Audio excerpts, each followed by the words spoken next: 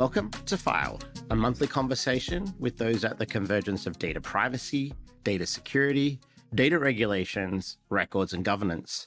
I'm Anthony Woodward, CEO of RecordPoint, and with me today is my co-host, Kris Brown, RecordPoint's VP of Product. Hey, Kris, how are you? I'm very good, mate. And as it just would be perfect timing, we've got everybody here today ready to go, but we've got some neighbours who have decided that chainsaws are things that they want to play with right this second. So if you do hear that during the podcast today, no, Anthony and I aren't fighting in the background with chainsaws. It's just my wonderful neighbours. How's things? Yeah, good. Although that chainsaw fighting sounds like fun, we should organise that at some point. Maybe we should introduce our guests and see whether they would like to be in as well. So today, everybody, we have Aaron Spiteri from UpGuard. Hey, how are you, Aaron? Yeah, good, thanks. Thanks so much for having me here today. No, it's really great to have you along. And part of what we do on this podcast is try and get a lot of different views from different parts of the industry. Like we said at the intro, we really see the industry as a whole bunch of convergence occurring across a bunch of different problem sectors. And it's great to have someone from UpGuard on it. Would you mind giving us a little bit of background on UpGuard and the problems you solve and the things you do every day? Yeah, awesome. No worries. So UpGuard itself is an all-in-one third-party risk and attack surface management software that our customers are consuming. Within that piece of software that we have, you can essentially use the UpGuard vendor risk area of the product that does allow you to continuously monitor your vendors, automate security questionnaires, and reduce your third and fourth party risk. We do also have an area of the product called Breach Site, which does also allow you to monitor your attack surface management, prevent data breaches, discover leaked credentials, and protect your customer data. The final piece that we do have is our managed service, which is the area that I'm working in. So I'll sort of just give the leeway into that. But the managed services piece is where we essentially work with customers, where customers want to do assessments on their vendors and third parties. And customers would essentially request from our team of analysts to go and do that work for them, whereby we would communicate with our vendors on their behalf, send out security questionnaires, and obtain information back on those vendors to give those customers information on those vendors and how risky they are. So to give you a bit of an intro there on UpGuard itself. So yeah, I've worked in IT for several years across multiple different roles. So I've worn quite a few different hats. And I suppose that's given me a lot of good experience and exposure in different areas. I got really interested in cyber a few years ago when I worked as an IT manager for a financial planning company. And that's where it really became evident to me that, yes, security was a really important piece of the puzzle, especially in making sure that customer data was safe. Fast forward a little bit, I've now been working at UpGuard for just over 4 years now, starting in their customer success team as a technical account manager. So I was the first technical account manager here in Australia in the company, and then helped grow out that team of staff in customer success and worked my way up to the director of customer success, of which not that long ago, I moved on to another position, which was the director of third-party risk management, which is what we're going to be talking a bit more about today. But yeah, that's how you find me today. No, that's really cool. And I know Kris is the same, particularly us who worked in records and data management for a long time. Your stuff sounds really exciting. I'm not saying that records and data management is exciting. It's exciting too, but we certainly get excited around all that sort of upstream management elements. And I guess that brings us to a few questions. One of the things that we've been writing about and talking to our customers about, the regulations coming from APRA as a regulator here in Australia, or OFSFI, the regulator in Canada, or the SEC, is really that third-party supply chain risk and managing the supply chain elements. How do you see that world today around supply chain risk, after the Move It hacks and after the hacks that we've seen in a number of vendors out there? What's that landscape look like for you? Yeah, so for us, we see it all the time because we're working with customers that are essentially going and essentially using our product to manage and monitor their third parties, right? So it is really big and it's really important. Customers are getting audited on this all the time, and customers have a lot of interest in this now as well, given that there's been so much media around, if things are leaking or breaching, there's a lot of reputation on the line now, and our customers are putting a lot of trust in their third parties. So as soon as you do put that trust in a third party, and you're giving them some of your data, essentially any of the risks that they might have now become some of the risks that you might have because you're working with them. So that's why this has grown so large, because there are so many vendors and customers that are all working together now, and there's data all over the place. People are sharing all different types of data depending upon what service they've got for you. So if anything does get leaked out, if there is a security issue, anything like that with one particular company, if you can imagine they've got multiple customers now, all those customers then become affected as well, which is why this is becoming such a big thing, because there's so much reputational damage, irreversible damage as well once the data is actually available. It's next to impossible to get rid of that data once it does leak on the dark web, for example, and we just see it continuously getting copied and duplicated all over the place. So it is quite a big deal. Once you see that genie come out of the bottle, right? Like it's out. It's very, very difficult to stuff it back in. You can try. I've watched the Disney movies. They do try very hard.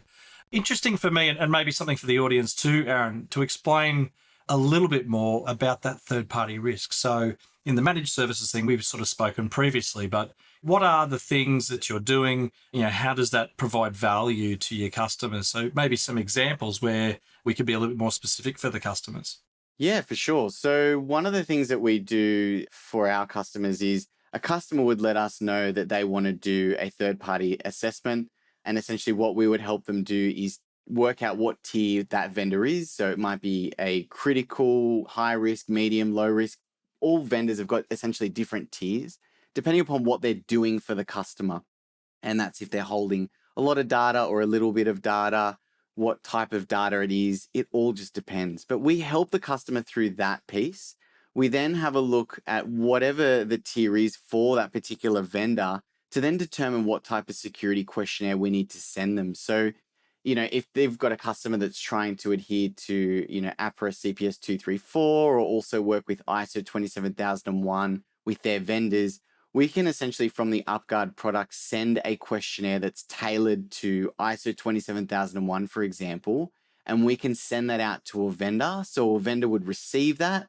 They then log into the UpGuard product. They then complete that security questionnaire in our product and provide it back to us to then provide that back to our customer. My team specifically would go a little bit further. And what we do for customers is we get the questionnaire back and then we liaise with the vendor to go and get some additional evidence. So if you can imagine, I asked you to just complete a questionnaire, you could put in whatever you want. But when we get that back, we need to then validate it. So by validating it, we need to go and get some additional information such as pen tests or SOC 2 reports, things like that can help us validate and confirm all the things that vendor put in a questionnaire. Is that valid? Is there anything else that we need to look for? And have we got any compensating controls essentially that they might have come up with so that we can have a look at that and provide that back with that customer? So there's a bit of added work we do, and then we piece together a whole risk assessment where we write up a risk assessment report and give that back to any of our customers that are essentially using that managed service. And what are some of the common mistakes? I think we were talking about the pen test stuff earlier as well, but what are some of the common mistakes that the third party, does, while they might attest to a certain level of things? It's like, I think you were mentioning things like, the pen test might be old, or, what are the common mistakes organizations are making in answering these? Yeah, definitely. So what you were talking about just before with the pen test, we see that often where, it costs quite a bit of money to get a pen test. We see that sometimes it might be a small company, they can't afford to do it every single year. So they might do one pen test every few years. And we have to mark them against that because the pen test is obsolete essentially. So they should be done every year. But if we get one that's over a year old, we've got to flag that with our customers to let them know that we've found one, that's exceeded that year period of time. And we see a lot of other things like vulnerable unpatched technology. So specifically with software, open ports. It's one that you might not think about. You're working at a company and, staff are doing what they're doing, opening ports. They might not think anyone else can see it, but there are people out there that can see all those open ports that are constantly scanning. So we see that all the time. We also see HTTPS and HTTP. So a lot of websites still might be available using HTTP instead of having HTTPS. So we flag that as well. That's another common one. A lot of untrusted web certificates as well that we see. User behavior is actually a really big one as well. So human error is a really big cause of a lot of loopholes that we do see as well when we're doing some of these assessments, things that people have done, and failure with their IT policies is really big as well. And then compromised systems. They might not know that they've actually got something that's compromised, that's sitting there just waiting. There are quite a few of the things that we do come across. Yeah, beautiful. Super interesting space. What do you see, something that we certainly see, and as we talk to the industry, is the realization of boards and the realization of people in more executive roles of trying to better manage these risks. I think with UpGuard, we share a number of large customers, and the reality in our space is the boards have seen this as something that you do to the side as opposed to something that's core to the operation of their business. And as a result, they've not treated it that way. But there's a real transition going on of how do you manage risk, data risk, be it cyber risk, be it other risks in the business, and then what are the controls around that? Is that consistent with what you're seeing in UpGuard and in your roles? Yeah, I feel like in the past there was a lot of ignorance towards IT and security specifically from leadership and management. That's not to say everyone was doing that, but I would say that there was a big piece of that. And I know that cost was probably another big thing that influenced that as well, and just not knowing what was going on there. I do feel like that has changed significantly. I know that a lot of the people that we work with, a lot of the vendors that we work with, they've actually got staff members there that know exactly what they're doing. They're focusing on accreditation. The business is putting money into it.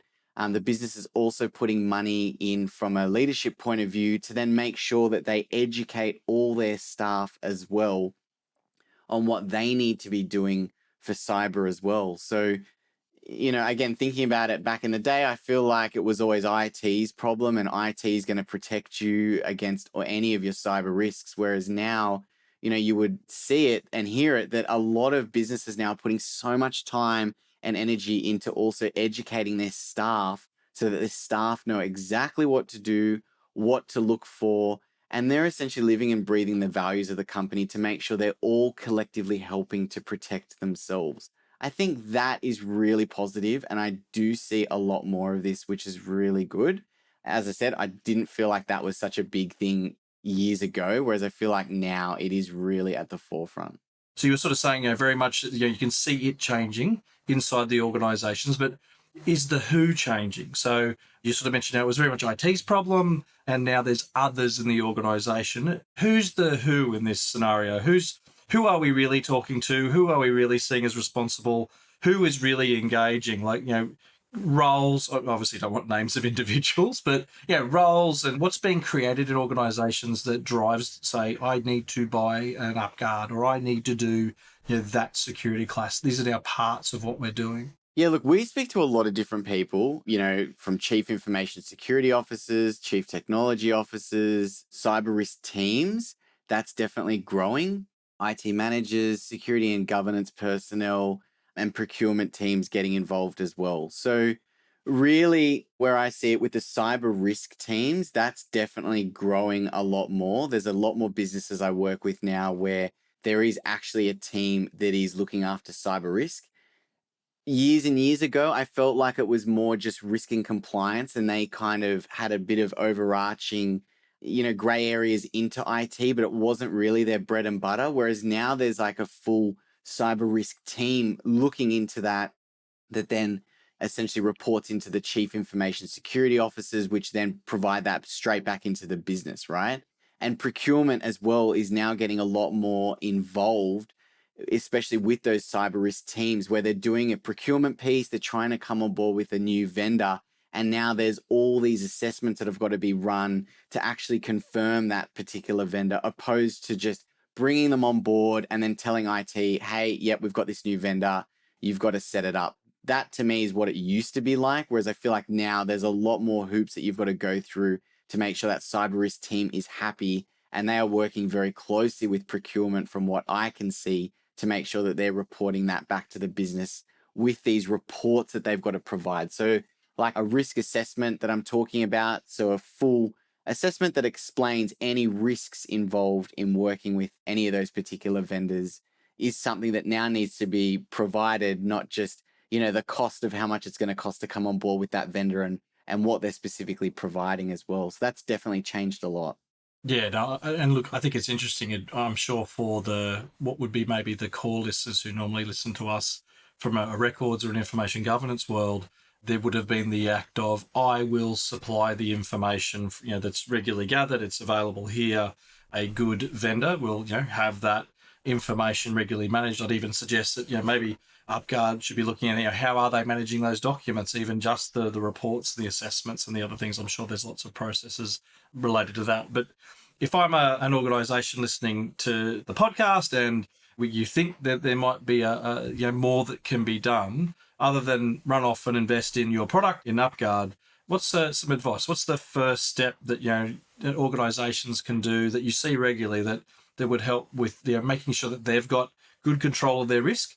And maybe if I add to that the other side, like as a vendor, if you're a supplier, what are the things that you can be doing to make these processes more streamlined for your potential customers? Yeah, awesome. I'll try and just rattle off a few in no particular order that come to mind. So encrypting data and definitely creating backups is important. Obviously, making sure that you do protect any of your data. I see a lot of data that still is not encrypted. So that's a really big one to make sure you're keeping your data safe.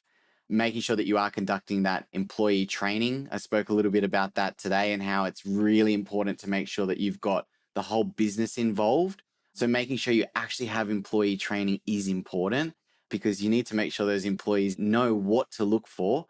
Otherwise, if you don't help them, they could potentially click on anything, download things, and do the wrong thing, right? So you need them on board.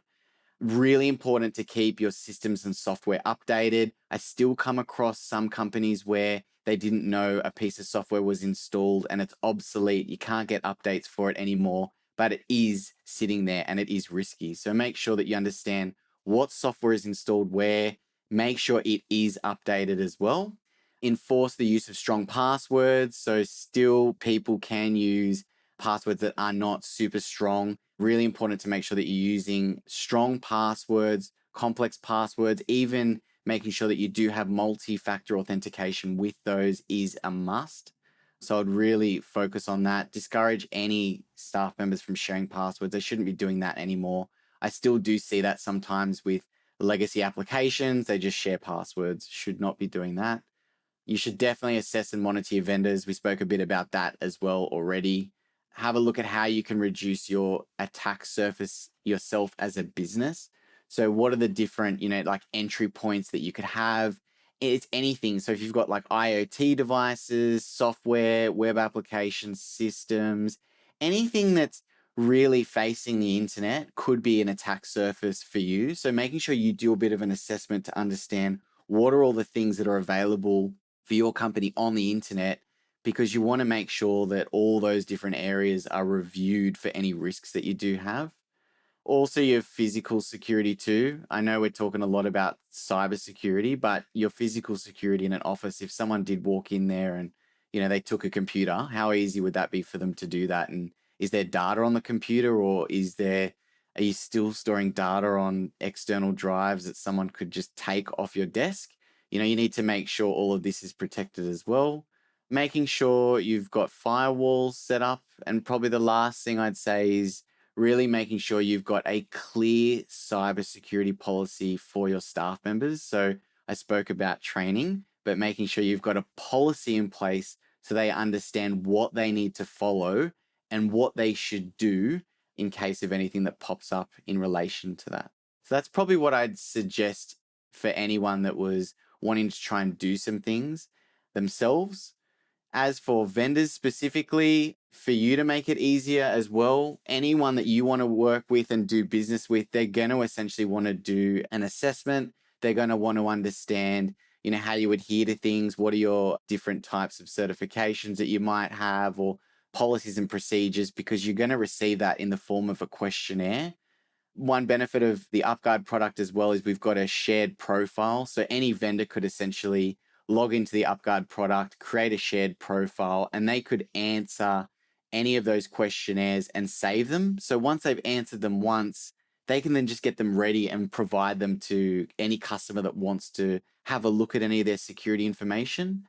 I do also see a lot of vendors put security packs together, which is awesome. So that's where they've got like their SOC report, pen tests, they might have all their attestations, everything's in a pack so that when you want to do an assessment, it's already ready to go. You can obtain it and then review all of the information at ease. So that is also another thing that you can do. Just get it all pre-prepared, ready to go so that then when you might have a prospect that wants to work with you, you can provide that type of information to them. No, cool. It is a super interesting space, and I think we could talk for hours on it. I'd really like to understand more around, the way that you can benchmark different vendors within the supply chain then, because it's, not everything is equal. And so when you look at, I think some of the things you talked about, which are quite legacy overhangs in terms of not having some of the basic kind of passwording through to more advanced kind of cloud services. How do your customers, or how do you see people going and benchmarking so those different types of risk and how they then make those decisions about it? Because ultimately we've still got to do business, we've still got to go and do the work, and risk is just part of that process. So how does that mix in? So one thing we've built into our product that we use specifically, when we send a questionnaire to any of our vendors, right? Or if you use our product to do an assessment on any of your vendors to have a look at anything that's facing on the internet, right? If we're going to have a look at any of the risks there, like open ports or vulnerable software, we essentially have a rating that we've got. So a risk rating out of 950, and we categorize all the different risks from informational all the way to critical. So we've pre-done that for our customers so that our customers don't, for example, receive a questionnaire back and look at a response. And if it might say, do you back up your data? And then the vendor says no, for example, is that a high risk? Is it a critical risk? Is it a low risk? A lot of customers we work with might not have the time to go through all of these as well to work that out. So we tried to make that very easy for them by pre-putting in risks according to what vendors select. And we've done the same thing in the product according to any risks that we find when we scan vendors as well. So we've got a team of staff that have then gone through industry standards and best practices according to what's available right now and how risky things look. And we've tried to make it as easy as possible for our customers so that they then can have a look at that. And they've got a bit of a, I suppose, standard of what they look for, because it's the same risk that's categorized across multiple vendors, opposed to them having to manually come up with how risky is that particular risk that we've seen. No, that makes perfect sense and sounds very logical. In light of what we've seen happen across the globe in the privacy area, and the extension of the key risks associated with me as an individual sharing my data with other suppliers, how do I as a customer know on the other side of all of that process what these processes are? And I know that's not necessarily part of the UpGuard story, but I'm really interested in Aaron's view on that extension. I know a lot of your customers are using the services you've been working with a while to understand and know what the risk is in their supply chain. How do I understand that as a customer and make sure my data is safe with insert bank, telco company here?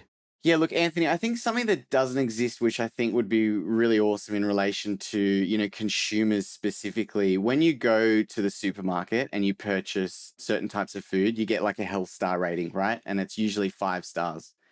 I feel like that's not something that applies at all when you're working with specific companies in relation to the security that they have. And I don't think it is easy for consumers to understand that information. For someone that knows what they're looking for, they could go on that particular website and they could have a look for, different types of security documentation that particular vendor that you might be working with has, and you could make your own assumptions based on that.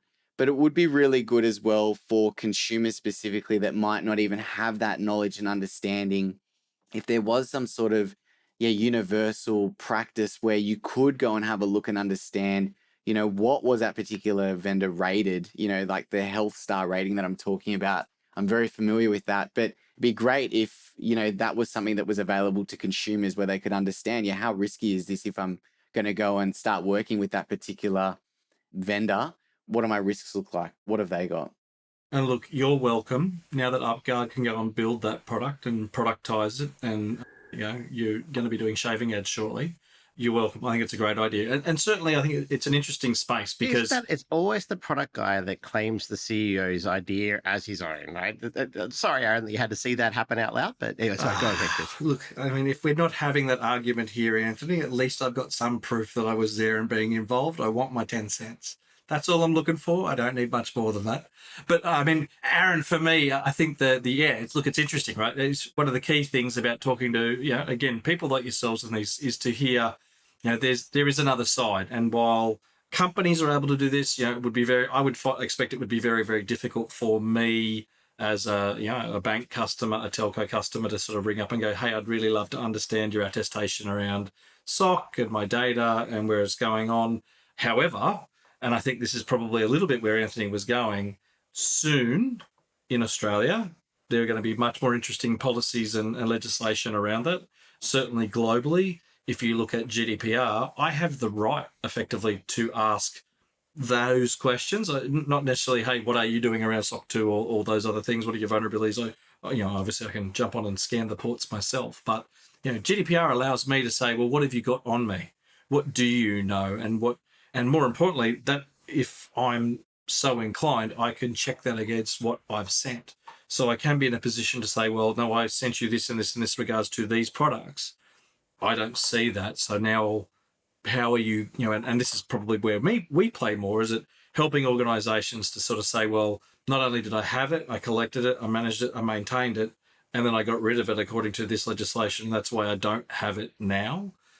That's almost the flip side of privacy in this instance, where it's like, I asked that of GDPR, a right to understand the information that you've got on me, and having the organization be able to say, well, I had it, but I got rid of it, and here's the reasons why. And that builds trust, right? So, but that next level of how are you operating, which is effectively what you're asking these suppliers, isn't something that's there right now.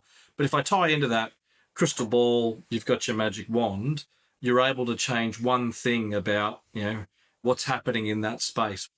What's the one thing that you'd change that would make either a difference to UpGuard, a difference to your customers, a difference to consumers? What's the one big thing that if you could wave a wand, ignoring how hard it might be, what would you change?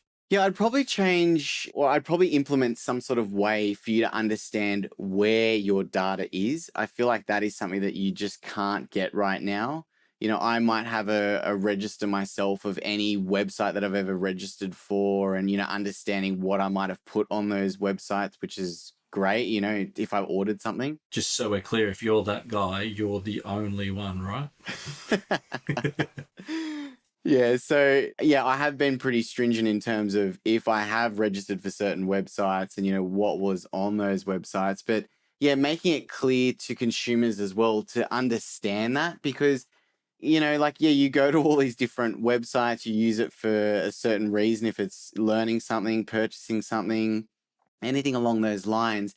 But then when you're finished with that website, or what you've already done there, or what you've learned, or what information they've got, and you move on, do people just forget about that completely? And then what happens to the data that was there? You're going back and actually canceling that and more or less like unsubscribing, saying, I don't need it anymore. Cancel the records that you've got that you had with me and move on. I'd love to make that a lot easier for people, because I do feel like people just sign up for anything and everything, and then they might not understand how those websites were either tracking something that they had, or what permissions you gave. If, for example, you used a Google account or an Apple account, you just did the auto sign up, and then it had access to your Google account, for example, and it was getting your address book, contacts, etc. How often are people actually understanding that it's got that information, and how many websites have they got, and do they know if any of them have been breached? Would love to make that easier for people. I feel like that's a confusing thing. I think that last piece to that is the real gotcha, right? Like, I think we all want the first one, the first part of that, but I actually think I still want to be able to sign up, but I want the information to understand my level of risk if I want to take it back to where you are. Like, it would be really, really cool if there was a universal way to calculate the risk of me giving you the data, because, that creates behavior. If I'm a business that has high risk, I should reduce those risks to bring that down. And if or reverse, I can always make it cheaper. As a vendor, I can always go, well, you know what? Yes, I might be risky, but I'm also very well priced. So you're now, Mr. Customer, you can make a more informed decision about things. I think that tie. Isn't there a Black Mirror episode with this, with the number above That's everybody's it, my number. head? Yeah, I was about to go there, right? Like, again, if you pop culture it for a moment, Black Mirror sometimes is a little bit too prophetic, but we are in that place where, had I known that Telco X had certain practices, would I have bought a device from them or a phone from them or a plan from them? Had I signed up for music plan X on, service Y, do I really know what that means? And I kind of think that's where you're going there, which is, I think that's super interesting. And again, the convergence element of this, the privacy legislation is going to be driving some of that behavior.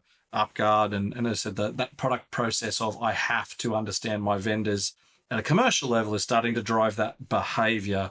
Information governance and making sure that you have the proof of those things and you can control that data and you understand how long you're keeping it for is driving that behavior. And as always, we'll see things dribble down through commercial down to consumer. But I think that convergence of all those is really where we all, and again, you did it, you waved the magic wand and you went there to, well, this is who makes that product and what do we pay for that, or what's the value that we see in that, or is it something that should be legislated? I think those are really interesting conversations. Cool. Look, and Aaron, it's been a fantastic conversation. I know we've taken you to some darker places and different places that I think you expected, and I really appreciate you coming on the journey with us and making some time. It's been extremely interesting, and I suspect we could sit here and talk again for another set of hours. There are so many issues, societal and drivers behind what the regulators are doing in APRA and ASIC for the banking sector, but that doesn't actually apply to what's happening in the telcos the same way. There is this equilibrium of how our data is being treated differently in different institutions that needs to be resolved. And then that comes back to the standards that are being applied in processes that you're auditing. So I really thank you for the time, and it's been a great conversation. Yeah, no worries. Thanks so much for having me here today. I really appreciate it. It was really fun having a chat with you both. No, thank you. And thank you, all the audience, for listening. I'm Anthony Woodward. And I'm Kris Brown, and we'll see you next time on File. Thanks, everybody, for listening. Don't forget to follow us on LinkedIn, Twitter, and you can catch us on Facebook. Catch you next time. Thank you.